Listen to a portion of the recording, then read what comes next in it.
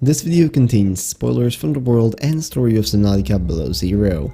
Please beware. Good evening everybody and welcome back to Subnautica Below Zero.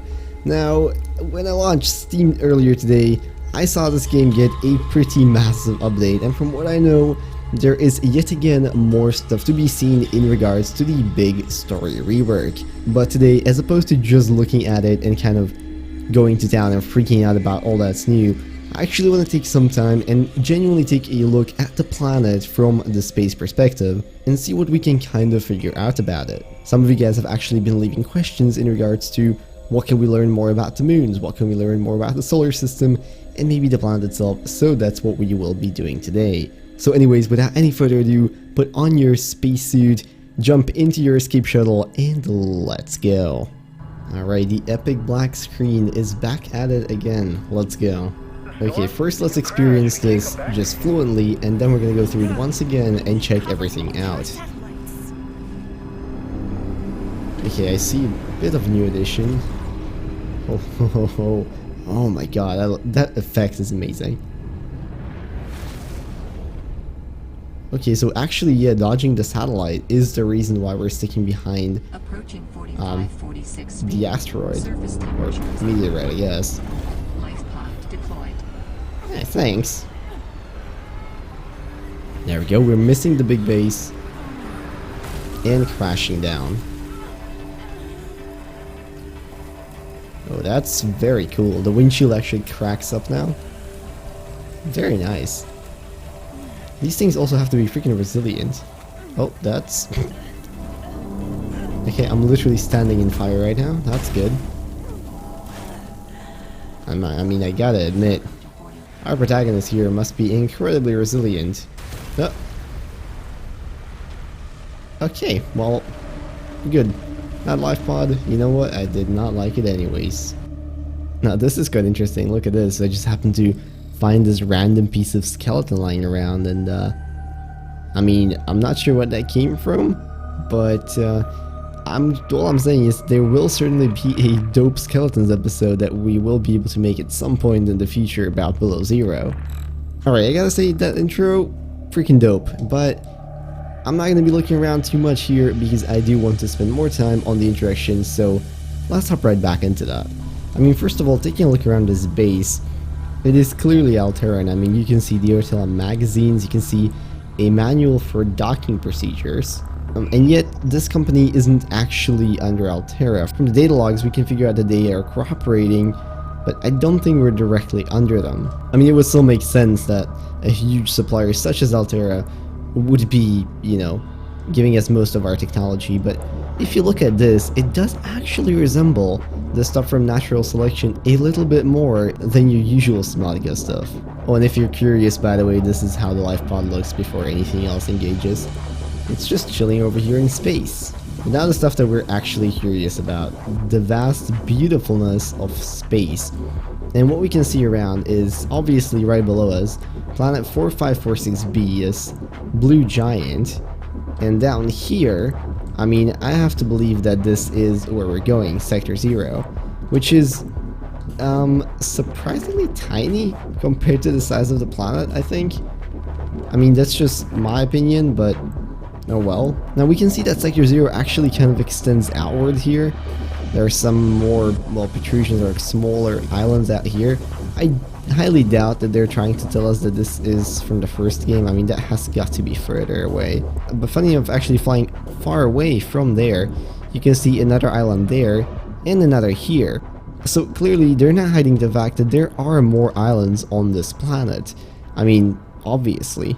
Actually, going down here, there's a lot more on this planet. Right now we're, well, far. I don't even know what the space station is originally. Oh, probably there. But there's all kinds of stuff here. These could be icebergs, this could be leftover rock. Obviously, it could also just be a buggy texture, but you know how we roll on this channel. Now, as we're circling the planet here, I think it's pretty obvious that it's not entirely covered in water.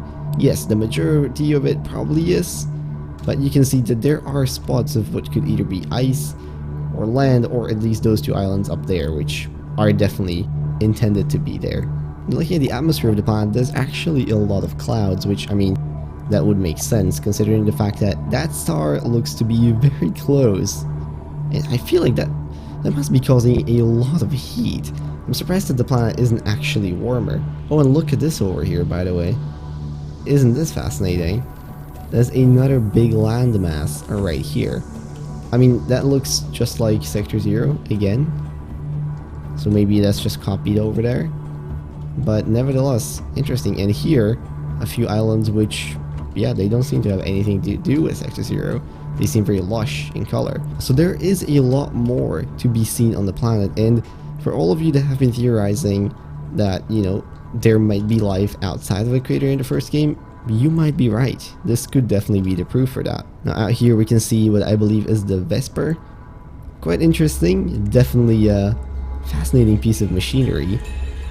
But again, I want to refrain from talking too much about it until more story is in place. We don't know exactly who put it there. We don't know exactly what its purpose is yet in the new story, so let's stay kind of clear of it for now. Now looking at these moons here, we can see obviously one smaller one and a really big one. The big one is the one that causes the eclipse. Unfortunately for people who were guessing that there might be more life on these, I'm afraid that's not really the case. From this close-up, they just look to be a hunk of rock, and honestly, I can't really see anything other than maybe microorganisms surviving on this. Same with the big boy over here, not a lot of craters on it, which is interesting. Has a slightly different color, so probably different composition. We have this meteor shower coming from, well, nowhere. Doesn't seem to be any reason, but hey, there it is. And of course the tiny star over here, which obviously it is way too close to the planet and way too small, but that is just done for the effect. I don't think anyone actually thinks that this star is this close to the planet. That would be pretty crazy, I'm not gonna lie. So here we can actually observe the escape pod nearing the big asteroid, which is kind of burning up in the atmosphere of the planet. Definitely quite the spectacle. This one does appear to have a lot of smaller craters on it, so maybe this was like a comet. And of course, that is how that quick adventure ends. As we can see here on approach, we are falling down. The life pod support module thing is right behind us. And yeah, this will all eventually come down to a stop right near this mostly abandoned base now. Really wondering what happened here, since this whole place seems completely vacant, but oh well, I guess that's a theory for another day. So with that guys, I hope you enjoyed this video with a bit more theorizing into what the planet of Subnautica is like, what the rest of it looks like, and what some other parts of that solar system might look like. I mean, we definitely learned at least a little bit. So if you guys enjoyed this video, maybe consider leaving a like, commenting, or subscribing. All those would be very much appreciated.